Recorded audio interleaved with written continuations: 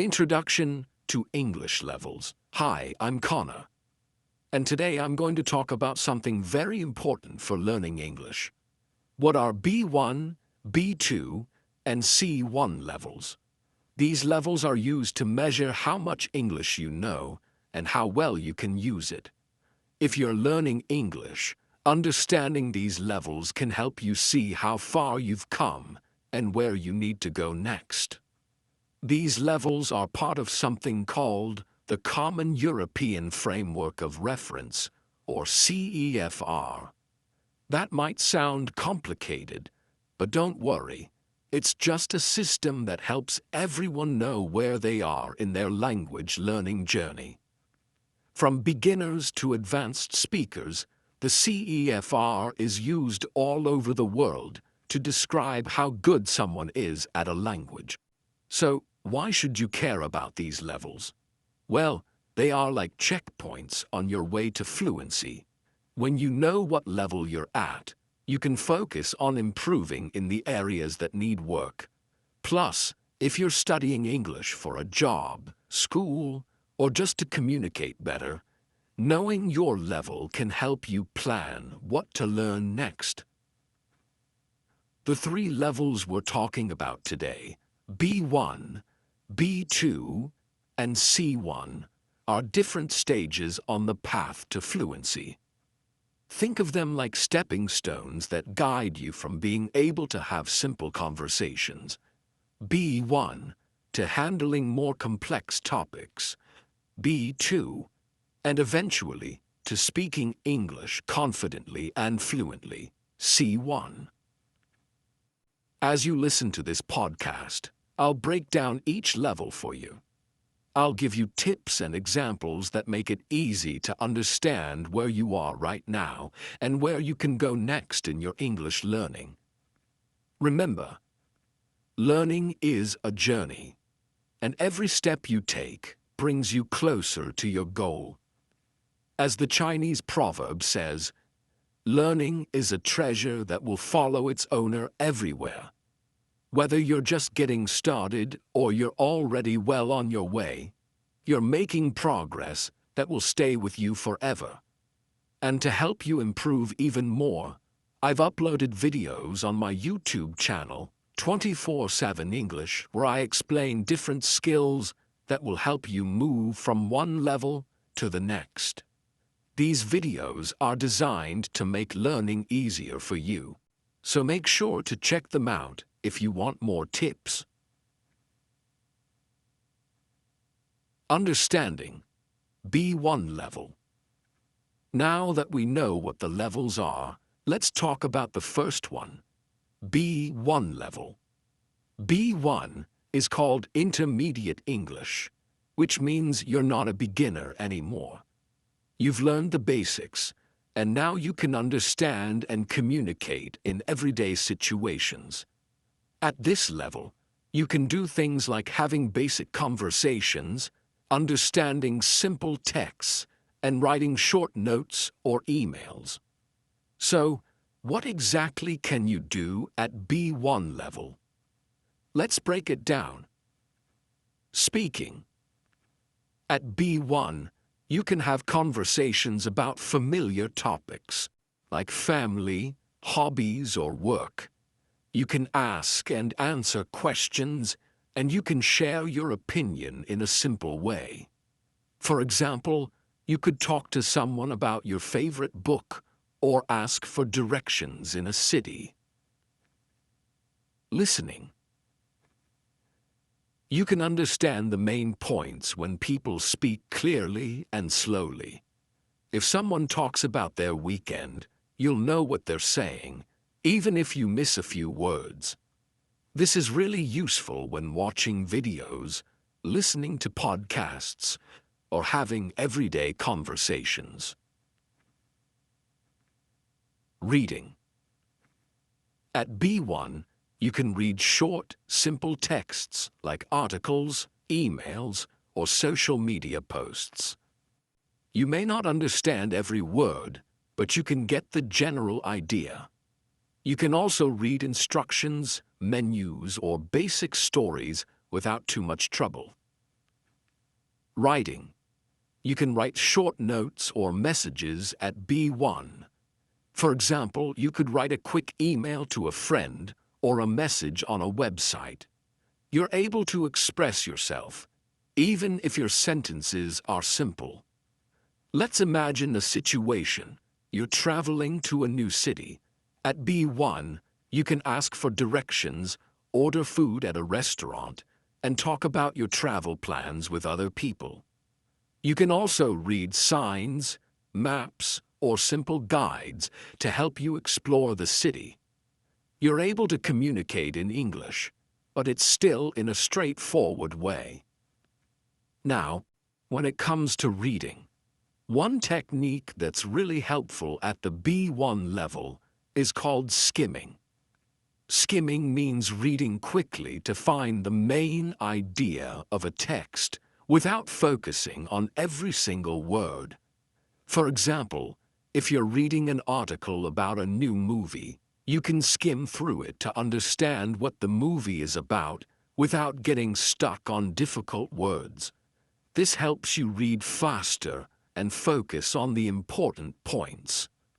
As you keep learning, practicing skimming will make it easier to handle longer texts. It's a great way to build confidence and improve your reading skills. So, what do you think? Does this sound like your level? If you feel like you can do most of these things but still want to improve, you're probably at B1. But don't worry, learning is a journey, and there's always room to grow. Feel free to comment below if you think you're at the B1 level and want tips to improve. I've also uploaded videos on my channel, 24/7 English, that will help you practice and get better at each of these skills. Go check them out and start improving today. In the next chapter, we'll talk about the next step in your English journey, B2 level. Let's see how far you can go. Stepping up to B2 level. Now that you know about B1, it's time to take a big step forward to B2 level, which is called Upper Intermediate English. At this level, you're no longer just getting by in English. You're starting to use the language more confidently and naturally. B2 is an exciting stage because it opens up so many new possibilities for you in daily life, work, or even studying. Let's dive into what B2 level looks like. Speaking. At B2, you can have deeper conversations. You're able to talk about a wider range of topics, such as news, work, hobbies, or even more complex issues like culture or technology. You can express your opinions, agree or disagree politely, and explain your thoughts in more detail. For example, if someone asks you about a movie, you can talk not just about what happens in the movie, but also what you liked or didn't like and why. Listening. At this level, you can understand more detailed speech, even if it's a bit fast or complicated. You can follow conversations in movies or podcasts, especially if the topic is something you know about. For example, you could listen to a radio show about health or technology and understand the main ideas and details. Reading. B2 level means you can read more complicated texts, such as news articles, blog posts, or longer stories. You can understand not just the basic meaning, but also the opinions and feelings behind the words. You'll still find some difficult words, but you can guess their meaning from the context. You can also read for both enjoyment and learning, making reading an even more powerful tool. Writing. You can write longer and more detailed texts at B2. For example, you can write essays, reports, or emails where you explain your ideas or give detailed information. Your writing doesn't need to be perfect, but it's clear and well organized, and it gets your message across. So, why is B2 level important in real life? Jobs. Many jobs require a B2 level of English, especially if you're working in international companies or need to communicate with clients in English. At B2, you can handle meetings, phone calls, or emails with more confidence. Studying.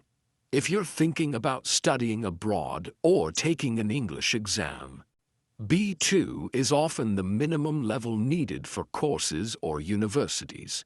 It shows that you can understand lectures, take notes, and write assignments in English. Communication. At B2, you're able to have meaningful conversations with native speakers. You're not just surviving in English, you're actually contributing to conversations, sharing your opinions, and understanding different points of view. Now, let's talk about a useful reading technique at the B2 level. Scanning.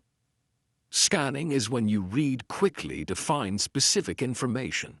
For example, if you're reading an article about the weather, you might scan it to find out the temperature or the forecast for the weekend. You don't need to read every word, just focus on what you're looking for. This technique is great for improving your reading speed and getting better at finding important information in texts.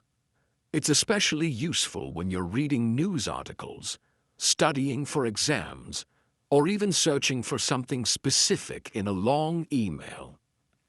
If you think you're close to the B2 level or aiming to get there, I have videos on my YouTube channel, 24/7 English, that can help you practice these skills. Whether it's improving your speaking, listening, reading, or writing, these videos are designed to help you get to the next level faster and with more confidence. So, do you feel like you're ready to step up to B2? Comment below and let me know how you feel about your progress and what skills you'd like to work on. Reaching C1 level. We've now reached C1 level, also known as Advanced English. At this stage, you're almost fluent. C1 is where English really starts to feel natural. You don't just understand English. You can use it in complex situations, discuss deeper ideas, and handle difficult conversations. This is the level where English becomes a powerful tool for expressing yourself in nearly any situation. So, what makes C1 such an exciting and challenging level? At the C1 level, you can speaking. Have detailed and confident conversations on almost any topic. You're able to discuss abstract ideas like culture, philosophy, or technology, and share opinions on complex issues. For example, you could talk about a novel you just read, explaining the themes, characters, and what you thought about the ending. You can also give presentations or explain technical information clearly. Listening. You can understand fast, native-level speech, even when people speak in different accents. At C1, you can follow TV shows, podcasts, or even debates on difficult topics. You don't just understand the words, you can catch the deeper meaning behind what people say, including jokes or cultural references. Reading. This is where C1 becomes a challenge for many learners. You can read long, complex texts such as novels, research papers, or academic articles. At this level, you're not just reading for basic information. You're able to analyze the text, understand implied meanings, and grasp the author's intentions. For example, you could read a piece of literature and understand the symbolism and emotions the author is conveying. Writing. At C1, you can write long, well-structured texts like essays reports, or even creative stories. You can argue your points clearly, explain difficult concepts, and even play with language to create different effects. Your writing at this stage is detailed, organized, and uses a wide range of vocabulary. So, what makes C1 difficult? It's not just about using English for everyday things anymore. It's about using it to think and communicate complex ideas. You'll be dealing with longer texts that require deeper understanding. You'll also have to talk and write about more abstract subjects, where the meaning might not always be clear. For example, let's say you're discussing a topic like climate change.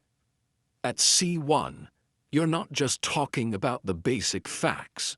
You can dive into the scientific reasons behind it, share your opinion on the solutions, and even talk about the challenges of getting people to act. You can explain complex ideas in a clear and structured way. And when it comes to reading at C1, a really important technique to master is reading for detail and understanding context. This means you're not just reading for the main ideas, like we talked about in B1 or B2, but paying close attention to every part of the text. You'll be looking at how the writer uses certain words, why they use certain examples, and what message they're trying to convey. For example, when reading a novel, you might notice how the writer uses certain descriptions to show a character's feelings without saying it directly. Or when reading an article, you might analyze how the writer argues their point, looking at the examples they use and the way they structure their argument. This deep level of reading will help you better understand complex texts and communicate your own ideas more effectively. As B.B. King once said, "The beautiful thing about learning is that no one can take it away from you." Once you've reached C1, you'll have an incredible level of English that will stay with you forever. Whether it's for your career, your studies, or just for your personal growth, the skills you've gained will open up new opportunities. If you think you're on your way to C1, or if you want to aim for this level, I have videos on my YouTube channel, 24/7 English, that can help you reach it. From reading more complex texts to improving your speaking and listening, these videos will guide you through the steps you need to take. So, do you think you're ready to reach C1? Comment below if you're excited to take on the challenge, and let me know what you want to improve most. In the next chapter, we'll dive into the essential reading techniques that can help you at any level, from B1 to C1. Ready to unlock the secrets of better reading? Let's find out. Mastering reading techniques. Now that we've explored B1, B2, and C1 levels, it's time to dive into something that can help you at every stage of your English learning journey. Reading techniques. Reading is one of the best ways to improve your English, and by mastering a few key techniques, you can make reading easier and more enjoyable, no matter what level you're at. Let's go over the 4 essential reading techniques: skimming, scanning, reading for detail, and guessing meaning from context. 1. Skimming. Skimming is when you read quickly to get the main idea of a text. You're not focusing on every word. Instead, you're looking for the big picture. This technique is perfect for when you need to decide whether a text is useful or interesting, or when you're trying to get an overview of the content.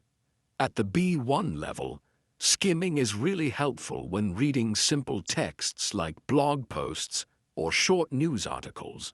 You can quickly figure out what the article is about without getting stuck on every word. As you move to B2, you can start skimming more complex texts, like longer articles or reports. And at C1, you'll be skimming even more advanced materials, like academic papers or in-depth articles. 2. Scanning. Scanning is all about finding specific information quickly. Imagine you're looking through a text to find a phone number or a date. You don't need to read every word. You're just searching for the detail you need. Scanning is especially useful when reading instructions, forms, or even websites. At the B1 level, you might scan a menu to find your favorite dish or a train schedule to check departure times. At B2, scanning becomes helpful when you're reading longer texts, like an email where you're looking for key details. And at C1, scanning can help you pick out technical terms or important points in a dense, complex text. 3. Reading for detail. When you're reading for detail, you're not just looking for the main idea. You're focusing on every part of the text to understand it deeply. This is essential for reading books, studying, or when the details really matter. At the B1 level, you might read a short story and focus on the key events. At B2, you can start to focus on more detailed writing, like news articles or essays. And at C1, you'll be reading longer, more complicated texts, paying attention to every word and understanding all the details, including implied meanings or hidden messages. 4. Guessing meaning from context. One of the most powerful techniques at any level is guessing the meaning of words from context. This means you don't have to stop and look up every new word you see. Instead, you use the words and sentences around it to guess what it means. For example, if you see a word you don't know in a sentence, the words before and after it can give you clues.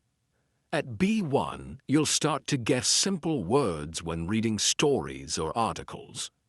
As you progress to B2, you'll use this skill more and more with longer and harder texts. And at C1, this becomes an essential tool when reading advanced materials, where you'll find many unfamiliar words, but won't need to look up each one. Practicing reading at every level. Here are some tips for practicing these techniques at different levels. B1. Start with simple texts like short stories, beginner books, or easy articles. Try skimming to get the main idea. Then scan for specific information. Don't worry if you don't understand every word. Use the context to guess the meaning. B2. Challenge yourself with more complex texts like newspapers, blogs, or non-fiction books. Skim the text first to get an idea of the main topic, then scan for important details. Practice reading for detail by taking notes on what you learn. C1. At this level, you can tackle longer texts like novels, research articles, or academic papers. Use skimming to understand the big picture, then read in detail to catch the finer points. You'll find that guessing the meaning of unknown words becomes second nature as you use context clues to understand more difficult language. As you practice these techniques, don't forget that reading should be enjoyable. As George R.R. Martin once said, "A reader lives 1,000 lives before he dies. The man who never reads lives only one." Every book, article, or story you read is a chance to explore a new world, learn something new, and improve your English. On my YouTube channel, 24/7 English, I've created videos that go over these reading techniques in detail. These videos are perfect for practicing skimming, scanning, and reading for detail at any level, from B1 to C1. Be sure to check them out if you want more tips and examples.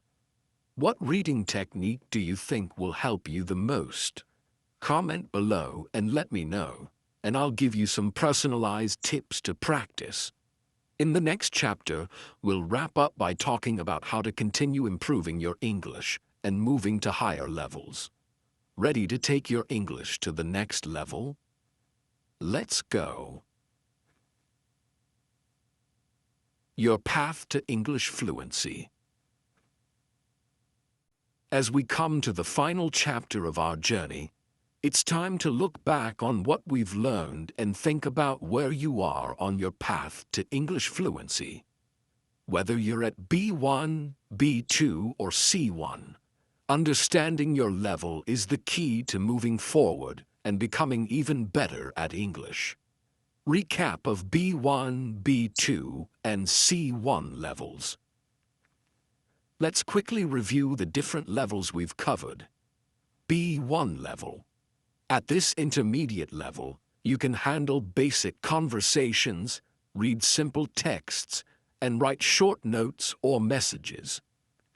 You can get by in everyday English situations, but you still need to improve your fluency and confidence. B2 level. When you reach B2, you're moving to upper intermediate English. You can talk about more complex topics, read longer texts, and express your ideas more clearly. B2 is where English starts to feel more natural and useful in real-life situations like work or study. C1 level. At C1, you're at an advanced stage. You're able to read challenging texts, discuss deeper ideas, and express yourself fluently in both writing and speaking. C1 is the level where English becomes a tool for understanding the world in greater depth. And it's also the level where you feel almost fluent. To figure out where you are, think about how comfortable you feel with speaking, listening, reading, and writing. Are you confident in everyday conversations but struggle with more complex ideas? Do you enjoy reading books but find technical texts difficult? Reflect on your strengths and areas where you need more practice. Keep practicing and improving. No matter your current level, the best way to improve is through consistent practice. Here are some easy ways to keep learning and get better every day. Reading books. Reading is one of the most powerful ways to improve your English. It helps expand your vocabulary, improve your understanding of grammar, and sharpen your reading skills. Whether you enjoy novels, articles, or blogs, make reading a regular habit. Watching videos. Videos are a great way to improve your listening and speaking skills. My YouTube channel, Unlock English, has a variety of videos for all levels, from B1 to C1. These videos can help you with pronunciation, grammar, and everyday English conversations. Daily practice. Practicing a little every day goes a long way. It doesn't have to be long or difficult. Even writing a short journal entry, reading a news article, or having a quick conversation in English can make a big difference. The more you practice, the more confident you'll become. Remember, as Dr. Seuss wisely said, the more that you read, the more things you will know. The more that you learn, the more places you'll go. Every time you read, watch, or practice, you're expanding your knowledge and unlocking new opportunities. Keep pushing yourself, and you'll continue to grow. Share your level and experience. I'd love to hear from you. What level do you think you're at right now? How do you feel about your reading, writing, or speaking skills? Please share your experience in the comments.